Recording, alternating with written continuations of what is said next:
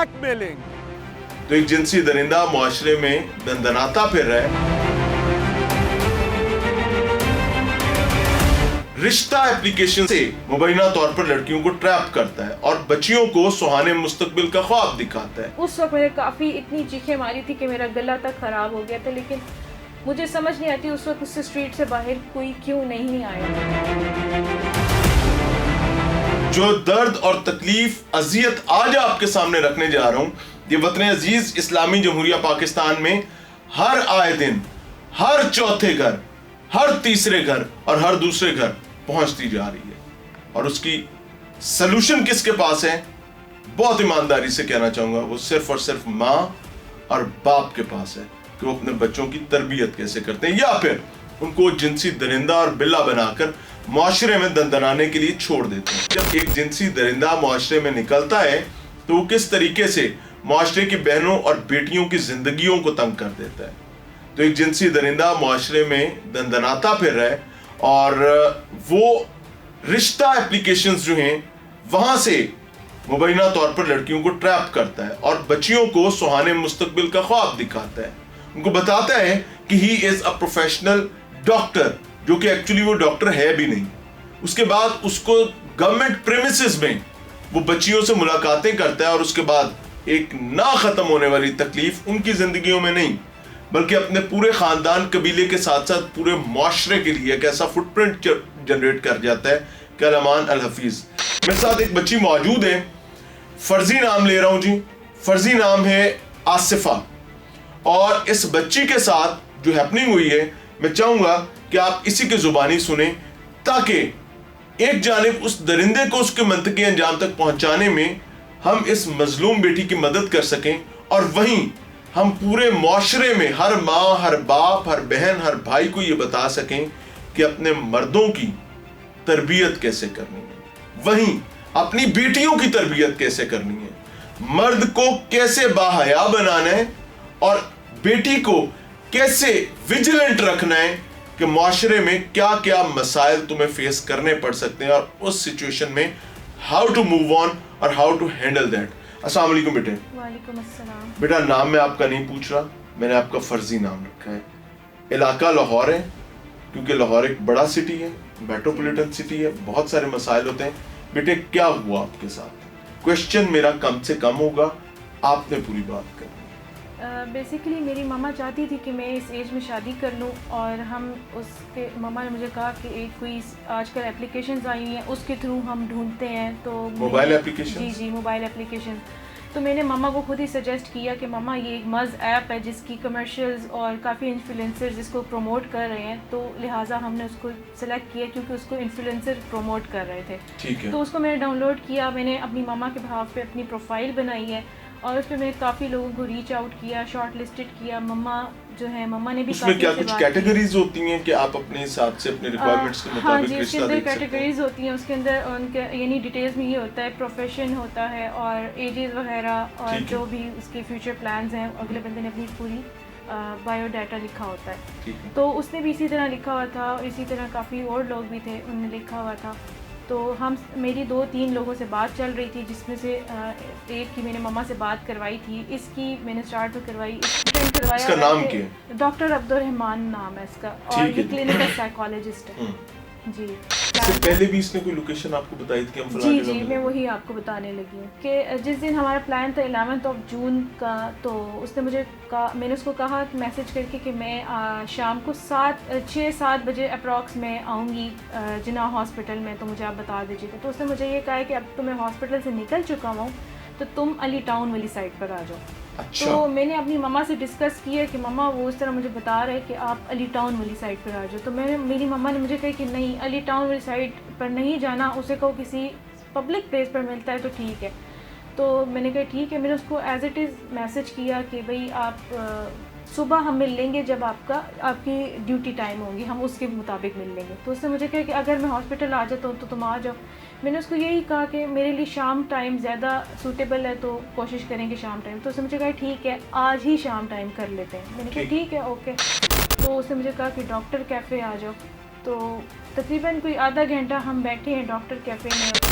घर में कोई नजर आया आपको? घर में कोई नज़र नहीं आया। उसका ऊपर वाला जो फ्लोर था उसमें 3-4 कमरे थे, जो लाउंज से गुजरता हुआ रास्ता था उसमें अब 4 कमरे थे, जिसके अंदर उसने कमरा अपना खोला तो उसमें उसने मुझे लेके गया। वो लॉक था? वो कमरा लॉक नहीं था। दरवाजा खोलो जी, जब वो मुझे लेकर गया है तब तक दरवाज़ा सारे खुले हुए थे, यानी अच्छा। जब वो मुझे लेके गया उस वक्त तक उसके कमरे तक का दरवाज़ा खुला हुआ था। कैफेटेरिया का स्टाफ था, मतलब इनफैक्ट जो सर्व कर रहा था वो हर कोई उसको जानता था। ओके। तो फिर उसके बाद मैंने कहा चलो ठीक है। अब मेरी मम्मा ने मुझे कहा था कि घर जल्दी आ जाना, तो और मैं आधा घंटा बैठी और उसके बाद मैंने उसको यही कहा कि मैं अब घर जाती हूँ। आपको इस टाइम तक कोई शायबा, कोई शुबा उस पर नहीं था? बिल्कुल भी नहीं था। हाँ, लेकिन उसने मुझे कैफ़े में बैठ के एक बात ये की थी कि अगर तुम्हें मार के और तुम्हारी मम्मा को भेज दिया जाए तो फिर, तो वो एक जर्नल डिस्कशन की बात थी, तो इस वजह से मैंने उसके ऊपर इतना कोई मजाक समझ के मैंने उसको लेट डाउन कर दिया, मैं उसको जाने दिया।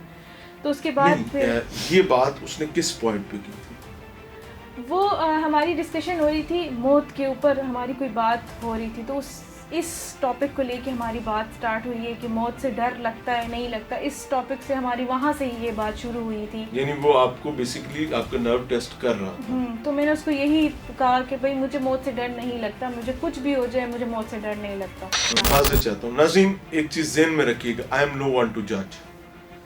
मैं किसी चीज़ को जज नहीं कर सकता। मैं एक हैपनिंग रख रहा हूँ सामने और वहीं कानून नाफिज करने वाले इदारों को उनके कानों में घंटी बजाने की कोशिश कर रहा हूँ कि भाई जाग जाओ, बहुत सारा काम है आपका करने वाला, आपकी अपनी बहनें बेटियां रुलती फिर रही। अच्छा, फिर उसके बाद जब हम मेन गेट तक गए जिना हॉस्पिटल के, क्योंकि मैं ड्राइवर करवाई थी, मैं उन्हीं को ढूंढ रही थी, तो मुझे एक ही गेट का पता था। मैं उस गेट तक गई तो मैं अपनी ड्राइवर ढूंढ रही थी, इतने में उसने मुझे बाय फोर्स गाड़ी की तरफ खींचा है। तो मैंने इससे पहले मुझे ये कहा है कि मैं can I hold your hand. मैंने कहा कि नहीं, मेरा तुम्हारा ऐसा कोई वो नहीं है। ऑब्वियसली मैं मेरी मामा की तरफ से इस तरह की कोई परमिशन नहीं है, मामा की तरफ से या ऑब्वियसली मैं अपनी तरफ से ऐसी कोई परमिशन नहीं है। तो कंफर्टेबल होने की कोशिश कर रहा था। तो मैंने कहा कि नहीं, मैं इस चीज़ की तुम्हें परमिशन नहीं देती। तो एकदम उसने मुझे खींच के और गाड़ी की तरफ फोर्स किए। ऑब्वियसली वो किसी ने, मेरा ज़्यादा ख्याल है वो किसी ने ऑब्वियसली वहाँ पे खड़ी की होगी, या प्री प्लान ही था जो भी था। गाड़ी आपकी रोड पे खड़ी थी? जी जी, मेन गेट के ऊपर। अच्छा। तो फिर उसके बाद जब उसने मुझे बिठाया, मैंने काफ़ी हेजिटेट किया, मैंने कोशिश की है कि मैं अपने आप को निकाल सकूं गाड़ी से, लेकिन नहीं मैं कर सकी। लेकिन उस दौरान मैंने 15 पर कॉल की थी जब वो मुझे गाड़ी में बिठा चुका था। 15 पर मैंने कॉल की थी और मेरी तकरीबन अप्रॉक्स 3 मिनट्स मेरी वो 3 मिनट आपकी कॉल चलती रही? हाँ जी, जिसका मेरे पास मेरे मोबाइल के अंदर रिकॉर्ड मौजूद है। 15 पे अटेंड हुई कॉल? जी, अटेंड हुई है और उनने 3 मिनट वो कॉल चलती रही है। मैंने 15 पे कॉल करके 1 प्रेस किया है ताकि इमरजेंसी की कॉल चली जाए, और वो 3 मिनट कॉल मुसलसल चलती रही है। लेकिन उसके बाद जब वो मुझे अपनी जहाँ पे वो लेके जाना चाह रहा था, वो मुझे वहाँ पर लेकर गया। कहाँ लेके गया? अली टाउन वो लेकर, जहाँ पहले बुला रहा था। जी, वो वहाँ लेकर गया। आपको कोई आर्गुमेंट नहीं हुआ कि अगेंस्ट योर विल अगर एक बंदा आपको लेकर जा रहा है, आपको उठा कर ले जा रहा है, एक्चुअली आपको किडनैप करके ले जा रहा है? हाँ जी। और रास्ते में उसने आपको मारा पीटा भी नहीं है, आपका कोई आर्गुमेंट भी नहीं हुआ, रास्ते में कहीं सिग्नल भी आए होंगे, आपकी गाड़ी कहीं रुकी भी होगी, क्योंकि अली टाउन जाते हुए सिग्नल्स भी आते हैं। हाँ, गाड़ी स्लो कह सकते हुए, लेकिन गाड़ी कहीं स्पेसिफिक सिग्नल के ऊपर ऐसा कोई नहीं सिग्नल नहीं रुकी। लेकिन ये है कि उसने मुझे बहुत बड़े प्रेशर से पकड़ा था, जिसमें वो मुझे बार बार कह रहा था कि तुम आराम से अगर बैठ जाओ तो तुम्हारे लिए बेहतर है, क्योंकि तुम्हारे अंदर इतनी पावर नहीं है जितनी मेरे अंदर पावर है। आपने रेजिस्ट रास्ते में फिजिकली रेजिस्ट किया? हाँ, ऑब्वियसली मैंने किया। How he handled that? उसने मुझे पकड़ा हुआ था मेरे हाथ से, जो कि मतलब जिसमें मेरी उंगली दुखी थी, लेकिन ये है कि अब मुझे समझ किस हाथ से पकड़ा हुआ था? आपका कौन सा हाथ उसने पकड़ा हुआ था? जो साइड पे था। वो राइट साइड पे बैठा हुआ है, आप लेफ्ट में? उसने आपका कौन सा राइट साइड वाला ही हाथ पकड़ा हुआ था, जो वो ड्राइविंग सीट होती है उसी तरफ, जो मेरा हाथ था उसी तरफ से उसने मुझे पकड़ा हुआ था। और वो गाड़ी भी ऑटोमेटिक थी, इस वजह से उसके लिए ड्राइव करना इतना कोई मुश्किल नहीं था। तो उसके बाद फिर जब वो मुझे लेकर गया तो उसकी स्ट्रीट छोटी, तो उसने अपनी स्ट्रीट की एग्जैक्ट आगे गाड़ी लगाई है, जिसमें मैंने उसको उस वक्त मैंने काफ़ी इतनी चीखें मारी थी कि मेरा गला तक ख़राब हो गया था। लेकिन मुझे समझ नहीं आती उस वक्त उससे स्ट्रीट से बाहर कोई क्यों नहीं आया। वो मुझे उसी तरह एज इट इज़ सीढ़ियों से खींचता हुआ ऊपर लेकर गया। तो फिर उसके बाद उसने मुझे अपना कमरे के अंदर करके लॉक कर दिया और फिर उसने मुझे कहा है कि देखो तुम्हारे पास दो ऑप्शंस हैं, या तो मैं तुम्हें मार दूं, ठीक है, या तुम मेरे साथ ऐसा कर लो। मैंने कहा है कि ठीक है तुम मुझे मार दो, क्योंकि मेरे लिए ये एक्सेप्टेबल है कि तुम मुझे मार दो। मैं मरना पसंद करूँगी बनिस्बत इसके। मैं अपनी मर्ज़ी से तुम्हारे साथ ऐसा नहीं कर सकती, क्योंकि ऑब्वियसली मैं आज तक अल्लाह ने मुझे सेफ़ रखा है, मेरी माँ ने मुझे सेफ़ रखा है। तुम मुझे ऐसे नहीं कर सकते, तुम मेरे साथ ऐसे नहीं कर सकते। उस वक्त मैंने बड़ी कोशिश की है कि मैं उससे भागूँ, तो उसने मेरा गला दबाया और मेरा हाथ की उंगली उसने बिल्कुल ऑपोजिट कर दी। ये आपकी हाथ की उंगली पर कुछ स्वेलिंग भी है? हाँ, बस ये अब काफ़ी बेहतर है क्योंकि काफ़ी दिन हो चुके हैं। तो उसने बिल्कुल उल्टी कर दी थी। तो इस तरह हाँ जी, फिर भी मैंने क्योंकि उस वक्त मुझे कुछ फील नहीं हो रहा था, मुझे कोई पेन कुछ भी नहीं होता, क्योंकि मेरे जहन में ये था कि मैंने अपने आप को सेव करना है।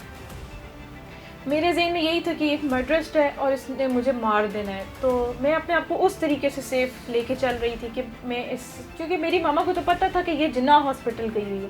अब मेरी मामा को ये नहीं पता था कि मुझे जिन्ना हॉस्पिटल से ले जाके आगे कहीं ले गया होगा। तो उसके बाद फिर जब उसने मुझे मेरा गला दबाया, मेरा फुल गला यानी मेरी कॉर्ड के ऊपर उसने 2 अंगूठे अपने रख के फुल प्रेस किए। हाँ जी, और क्योंकि ऑब्वियसली उसका मुझे ऐसे लगता है उसकी मेंटालिटी यही होगी कि कहीं इसको जख्म या इस तरह का उसने कोई मारा नहीं, ब्रूज नहीं दिया।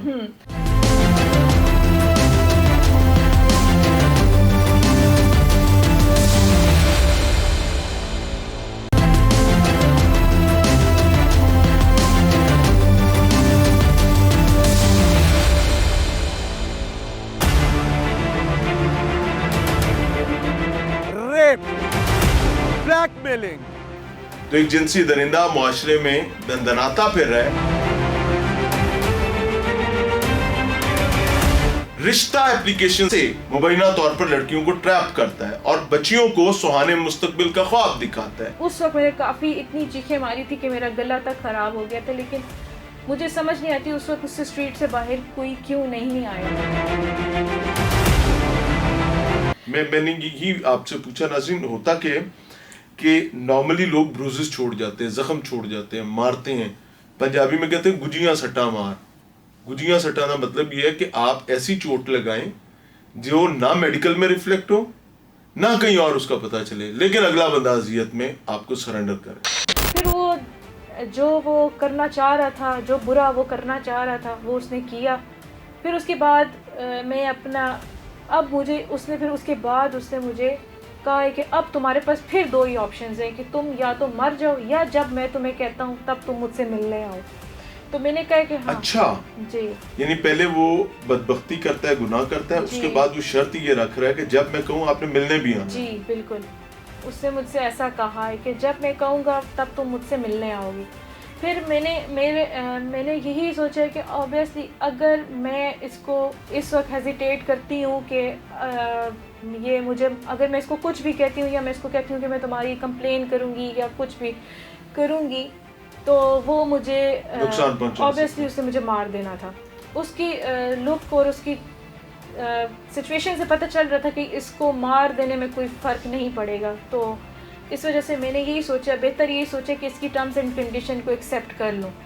तो फिर उसके बाद मुझे जैसे ही चांस मिला है तो मैंने अपनी मामा को और कुछ लोगों को लोकेशन सेंड कर दी थी और मैंने एक मैसेज किया था कि मैं फंस गई। वो वहाँ पर आपके पास मौजूद रहा सारा टाइम? जी जी। कितनी देर आप वहाँ पे रहे? कोई अप्रॉक्स कह सकते हैं 40-45 मिनट्स। दैट्स इट बस जी। इसमें लोकेशंस जब आपने सेंड की हैं तो उसमें वो उस वक्त वहीं मौजूद था? जी वो वहीं मौजूद था। मैंने उसके हाथ अपना फ़ोन लिया, मैंने कहा कि मुझे कहता है तुम कुछ रॉन्ग कर रही हो। मैंने कहा नहीं मैं कुछ भी, यानी अब चीज़ें नेगोशिएशन पे आ गई। जी मैंने कहा कि ठीक है तुम देख लो, तुम्हारे सामने ही मैं मैसेज कर रही हूँ, जिसको भी मैसेज करना है। मैं तुम्हें ये कोई बात बताने वाली है कि मैं किसी को बात बताऊंगी? ठीक है, तुम जो कह रहे हो मैं उस चीज़ को मान रही हूँ, ठीक है, सब कुछ जैसा तुम चाहोगे मैं वैसे ही करूँगी। आपको यहाँ पर जो 40-45 मिनट इसकी आप हद से बेजा मेरे 50 मिनट कर लें, 40 मिनट के दरमियान कर लें, इस दौरान में कोई इसने आपकी कोई वीडियोग्राफी वगैरह, ये माजरत के साथ मैं पूछ रहा हूँ, कोई ऐसी चीज़ जो आपको शायबा लगता हो, क्योंकि अगर वो आपको कह रहे हैं कि जब मैं बुलाऊंगा तुमने आना है, तो it means that he is blackmailing you. तो ब्लैकमेलिंग किसी बिहाफ पर वो कर रहा था? उसके कमरे में कैमरास लगे हुए थे, लेकिन उसने ब्लैकमेलिंग उसने किसी यानी स्पेसिफिक उसने ये नहीं कहा कि भाई तुम्हारी मेरे पास वीडियो है, यही ऐसा है। उसके कमरे में कैमरास लगे हुए थे। वो किस लिए लगे हुए? मुझे मतलब ऑब्वियसली वीडियो बनाने के लिए ही लगे होंगे, मैं तो यही कह सकती हूँ। तो उसके बाद फिर ये है कि उसने मुझे बताया है कि मेरा काफ़ी लड़कियों के साथ ऐसा रह चुका है और मैं मर्डर भी कर चुका हूँ। उसने मुझे ये चीज़ें बताई हैं और उसने उस चीज़ों के प्रूफ भी मुझे दिए हैं। प्रूफ? जी, मतलब प्रूफ एज मीन उसने खुद ये चीज़ें दिखाई हैं मुझे अपने ही मोबाइल में? जी, अपने फ़ोन में। मतलब उसने ये दिखाया कि वो इसके पास एक लड़की है और उसने उसका मतलब उसको मार रहा है, गला दबा के ही मार रहा है, जो जिस तरह वो मेरे साथ कर रहा था एज इट इज़ उस, लेकिन उसको एक हाथ ताकि आपको साइकोलॉजिकली ट्रैप कर सके। जी जी। तो फिर बस उसके बाद मैंने उसको यही कहा कि ठीक है, मैं तुम्हारी टर्म्स एंड कंडीशन पे पूरा, तुम वो मुझे कहते हैं कि तुम इस चीज़ को एक्सेप्ट करती हो कि we are in a relationship. मैंने कहा हाँ ठीक है, मैं इस चीज़ को एक्सेप्ट करती हूँ कि हम रिलेशनशिप में। तो कहते हैं तुम अपनी मामा को या अपने घर में किसी को नहीं बताओगी इस चीज़ का। मैंने कहा ऑब्वियसली ये कोई बात बताने वाली तो है नहीं कि मैं किसी को बताऊँगी। क्यों? मैंने उससे ये बातें जस्ट इसीलिए की है कि मुझे था कि अब जो हुआ है वो तो हो गया है, इस यहाँ से निकलना अब मेरा मरने का कोई फ़ायदा ही नहीं है। पहले वो मुझे मार देता तो इतनी वो नहीं थी, लेकिन उस वक्त मुझे यही था कि अब मुझे यहाँ से निकलना है। तो वो बड़ा सेटिस्फाइड हो गया कि बस ठीक है, इसने जो कंडीशंस मैंने इसके आगे रखी हैं वो उस पर एक्सेप्ट कर रही है कि मैं तुम्हें जब भी बुलाऊंगा तो निकले कैसे वहाँ से? फिर उसने मुझे कहा कि मुझे भूख लगी और मैंने खाना खाना है। मैंने कहा हाँ जी। मैंने कहा ठीक है, मुझे भी लगी और खाना खाने चलते हैं। तो मुझे कहता है तुम वाकई ईजी हो? मैंने कहा हाँ मैं ईजी हूँ।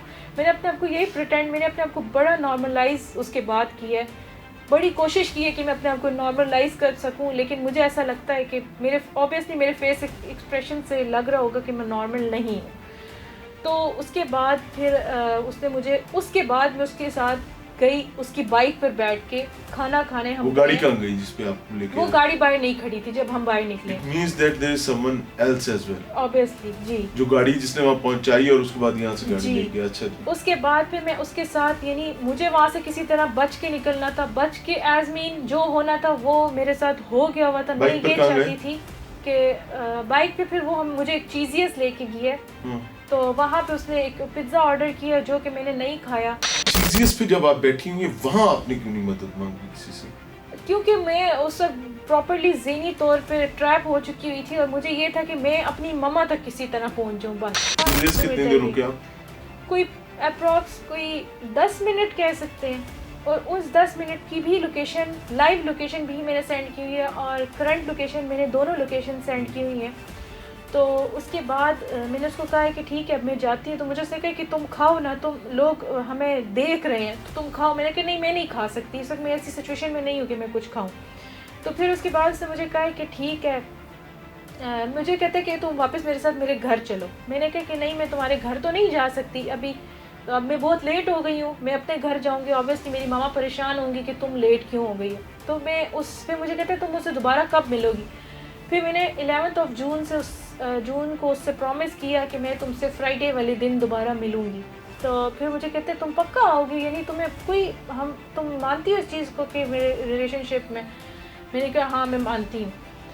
फिर उसके बाद उसने मुझे कहा कि ठीक है अब ना फ्राइडे वाले दिन तुमने आना है। मैंने कहा हाँ ठीक है, मैं डॉक्टर कैफ़े ही आऊँगी और हम वहाँ ही वापस मिलेंगे। उस तरह फिर मैंने उस चीज़ियत से अपनी ड्राइवर करवा के मैं घर पहुँची और मैंने अपनी मम्मा को बताया कि इस तरह ये सीन है। अल्लाह आपके लिए आसानी करे।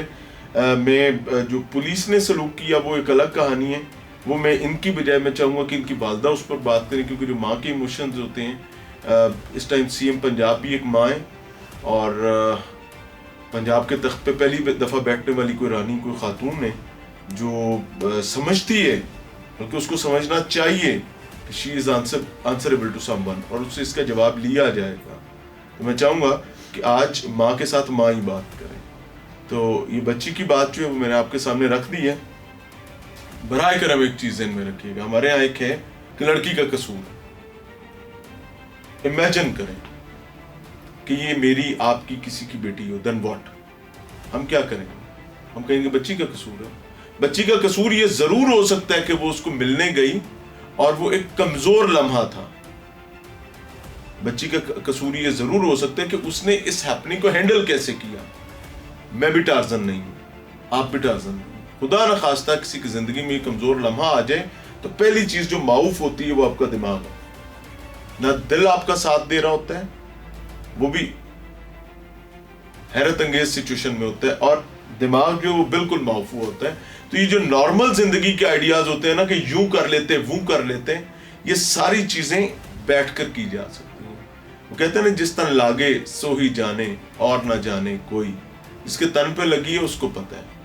तो कानून, रियासती इदारे, पुलिस, मैं आपको ईमानदारी से बताऊं, वो बदबख्त इंसान जो है जिसने मुबैना ये तमाम हरकतें की हैं, he is in jail right now. लेकिन खतरा क्या है? खतरा ये है कि उसका मोबाइल नहीं लिया गया, उसका सिस्टम जिसके ऊपर वेब कैम लगा हुआ था वो रिकवर नहीं किया गया। बेटे वो थोड़ी डिटेल बता दें। फिर उसके बाद जब मैं घर पहुंची तो मैंने मम्मा को सारा बताया कि मम्मा इस तरह हो गया। तो मेरी मम्मा ने उसी वक्त ऑन द स्पॉट मुझे कहा कि इसमें तुम्हारा कोई कसूर नहीं है, तो लिहाजा हमें इस चीज़ के ऊपर एक्शन लेना चाहिए। तो मेरे ये बात मैं आपकी अम्मा से पूछूंगा। मैंने आपसे सवाल किया है कि जो गैजेट्स और वेब कैम के हवाले से आप बता रही हैं चीजें, वो उसके कमरे में एक कैमरा लगा हुआ था उसके डेस्कटॉप के ऊपर, मॉनिटर के ऊपर जो उसकी स्क्रीन है जी जी, जो उसका सिस्टम पड़ा हुआ था उसके ऊपर उसका एक कैमरा लगा हुआ था जिसकी लाइट ऑन थी, जिससे ऑब्वियसली पता चल रहा था कि कैमरा ऑन है, लेकिन उसका डेस्कटॉप की स्क्रीन ऑफ थी। तो जब पुलिस वाले भी वहाँ गए तो उन लोगों ने भी यही कहा कि स्क्रीन ऑफ है तो समझे बस कैमरा भी ऑफ। वो पढ़े लिखे भी माशाल्लाह पूरे होते हैं। जो आपकी लोअर कैडर की पुलिस होती है ना, उनको मोटी मोटी बात समझ आती है, उनको ये लगता है कि ये बंद है तो मतलब बंद। काफ़ी कोशिश की है हमने कि वो उस कैमरे को या उस पूरे सिस्टम को अपने उसमें ले लें, वो उसको पुलिस कस्टडी के। मोबाइल्स की क्या सूरत थी? मोबाइल्स का ये सीन था कि उसके पास 2 मोबाइल थे, एक उसके पास इन्फिनिक्स था और एक उसके पास आईफोन 11 की कोई सीरीज़ थी। मुझे अब कंफर्म नहीं है कौन सा था, आईफोन 11 की ही कोई सीरीज़ थी। और उसके बाद उसके पास एक लैपटॉप था जिसमें से उन लोगों ने ऑन द स्पॉट पुलिस वालों ने मुझे कहा और मेरी मामा को कहा कि आप लोग कमरे की तलाशी लो और हमें चीज़ें निकाल के दो, जो आप कह रही हो वो ढूंढो। तो एक उस लड़के ने जब दरवाज़ा खोला था तो उसके हाथ में एक फ़ोन पकड़ा हुआ था, वो आईफोन 11 था जो उसके हाथ में पकड़ा हुआ था। वो पुलिस वालों ने उससे खींच लिया था और लैपटॉप मैंने अपने हाथ से उठा के पुलिस वालों को दिया था कि ये इसका लैपटॉप है। और मैंने इनको कहा कि मुझे इस 2 चीज़ों से इतना नहीं है जितना मुझे वो इन्फिनिक्स फ़ोन आप लोग अपने पास रखें, जो वो इन्फिनिक्स फ़ोन के अंदर उसके पास बहुत सी ऐसी जिसमें उसने आपको लड़कियों की वीडियोस और तस्वीरें दिखाई थी। वो मैं चाहती थी कि पुलिस अपनी कस्टडी के अंदर लें और मैंने बहुत उनको कहा कि आप लोग देखें। उन लोगों ने ऊपर से जस्ट अलमारी के दरवाज़ा खोल के बंद कर दिया। ये उनकी सर्च था कि भाई ये इस तरीके से उन्होंने फ़ोन ढूंढा है कि वो अलमारी का जस्ट दरवाज़ा खोला, यानी वो नहीं पुलिस के पास रिकवर हो सकता नहीं। अनफॉर्चुनेटली हार्ड लक है जी।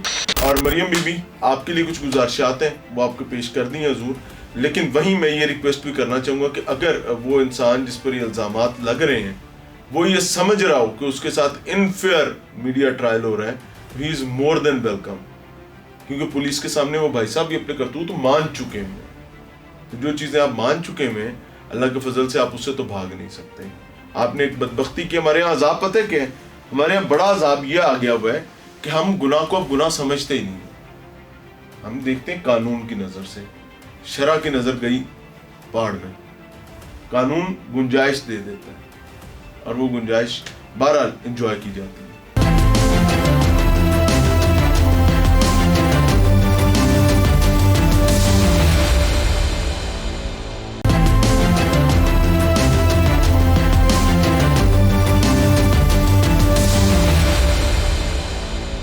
नाज़रीन, प्रोग्राम में एक बार फिर से खुशामदीद। जो वाक़या जो सानेहा आज आपके सामने रखने की कोशिश कर रहे हैं मैं चाहता हूँ कि मेरे सोसाइटी को, मेरे माशरे को इससे एजुकेट होने की ज़रूरत है, क्योंकि एक हादसा, एक वाक़या किसी और इंडिविजुअल के साथ हुआ हो तो हमें वो ऐसे लग रहा होता है कि शायद ये हमारे साथ होना नहीं कभी, लेकिन वही अजाब हर चौथे दिन हमें दंदनाता माशरे में नज़र आता है। तो माहिर कानून, सीनियर माहिर कानून अज़हर सदीक साहब हमारे साथ मौजूद हैं, हमारे भाई हैं। अज़हर भाई अस्सलाम वालेकुम। जी वालेकुम अस्सलाम। सेहत अच्छी है? बिल्कुल सब खैरियत। अज़हर भाई, जैसे जैसे टेक्नोलॉजी की एडवांसमेंट हो रही है, पहले रिश्तों वाली माइयाँ हुआ करती थी, वो घरों में रिश्ते करवाती थी, अब रिश्ता भी आपका डिजिटल मीडिया से होना है। ये अभी जो रिसेंट FIR आप पढ़ चुके हुए केस को आपने स्टडी कर लिया हुआ, ये हम किधर जा रहे हैं? बहुत शुक्रिया। देखिए एक बात तो बड़ी बात ये है कि आप जिद्दत में जा रहे हैं, लेकिन जिद्दत की बाउंड्रीज नहीं होती, याद रखिएगा हमेशा। और सोशल मीडिया अब रेगुलेट कर ही नहीं सकते, हालात ये बन चुके हैं इस वक्त। जिस वक्त रेगुलेट करना था उस वक्त किया नहीं, और कसूर हम सब लोगों का है। और अब पॉजिटिव पहलू भी नेगेटिव नज़र आते हैं, आपने ये देख लिया है। लेकिन ये वाला जो केस है ना, आपने ये केस भी वही नौयत है। आपने ऑनलाइन अगर ये काम करना है, ये प्रोफेशनल काम कर रही हो, तो प्रोफेशन को रेगुलेट करना आइन के आर्टिकल 18 के तहत वफाकी और सूबाई हुकूमत की जिम्मेदारी है।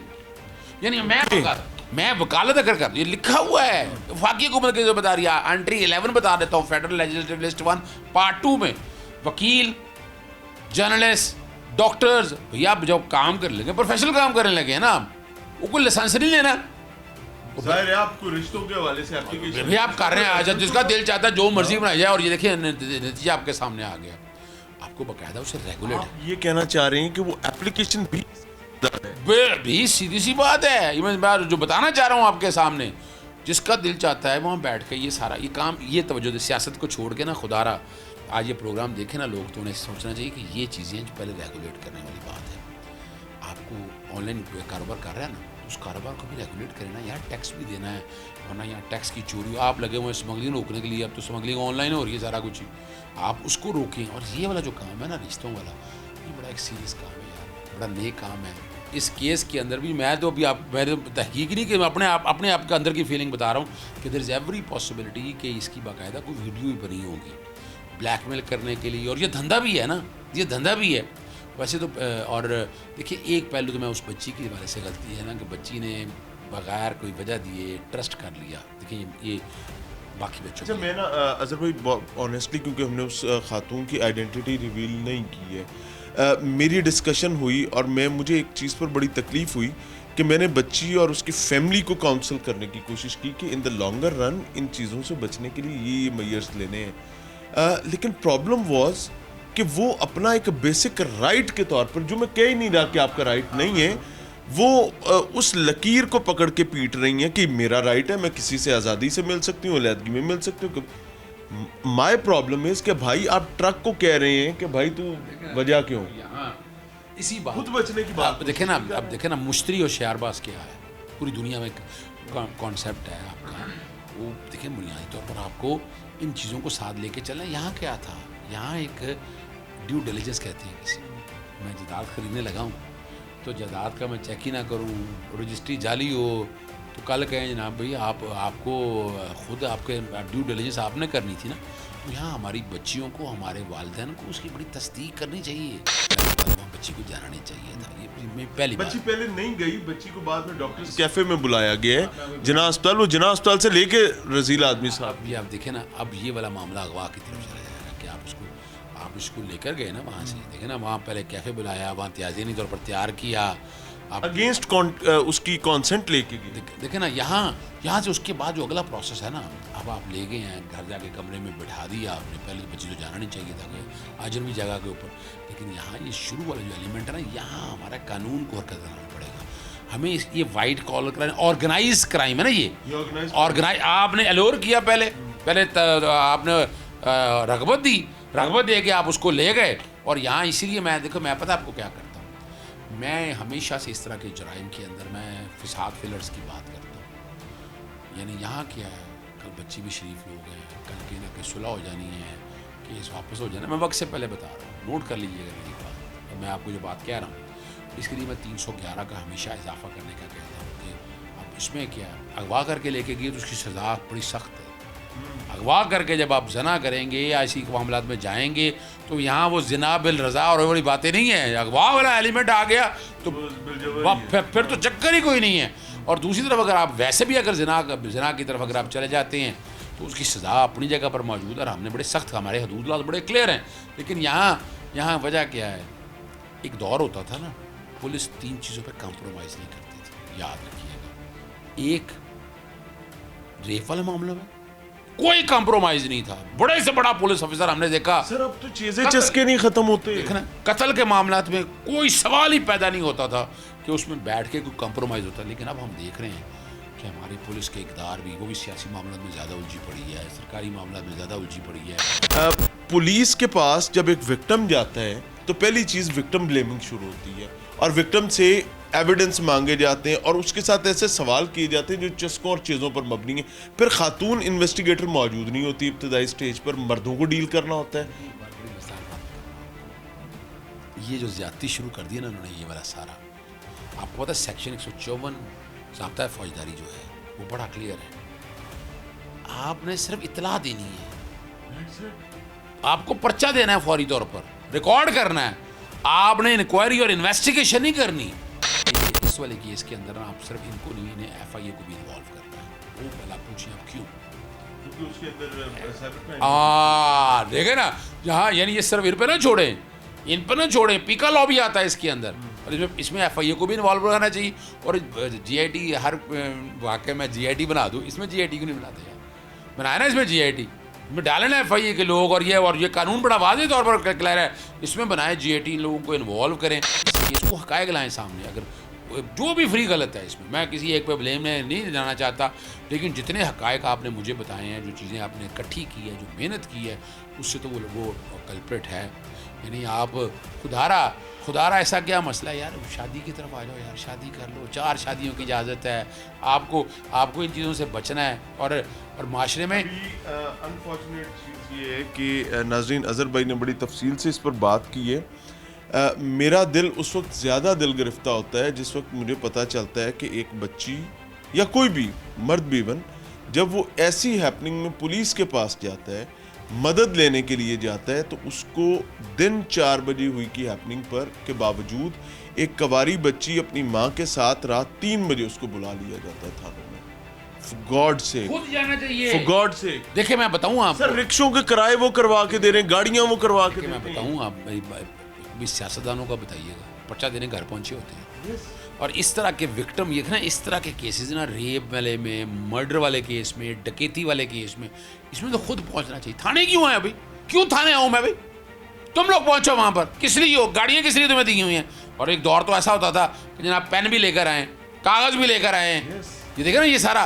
और अगर आप वाकई 8% से ज़्यादा कन्विक्शन रेट क्यों नहीं बढ़ रहा पुलिस का, कि आप 92% जाली पर्चे बनाते हैं और 8% सजाएँ मिलती हैं आपको। अगर आप इस तरह की खिदमत करें ना कौम की, तो यहाँ पर बुराई ख़त्म हो जाएगी। मैं तकरीबन बरतानिया 9 महीने में रह के आया हूँ यार, कमाल है।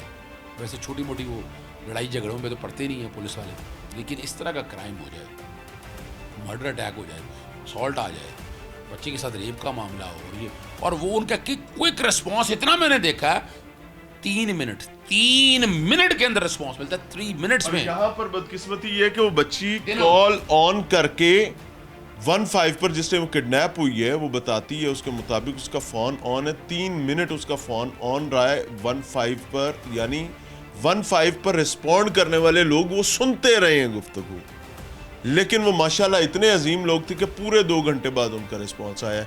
सो मैं मजबूर हूँ ये कहने पर कि पंजाब पुलिस जिंदाबाद। और IG साहब, मेरी रिक्वेस्ट इतनी सी है कि ये मनसब है आपको मिला हुआ है, इसकी जवाबदेही आपने करनी है और आपसे की जाएगी, पूछा भी जाएगा। लेकिन अगर आप लगता है आपको कि आप इसको कंट्रोल नहीं कर पा रहे, तो बराए करम इस चीज़ को ज़हन में रखें, ये कुर्सी जनाजा नहीं। इजाज़त चाहेंगे। अस्सलाम वालेकुम।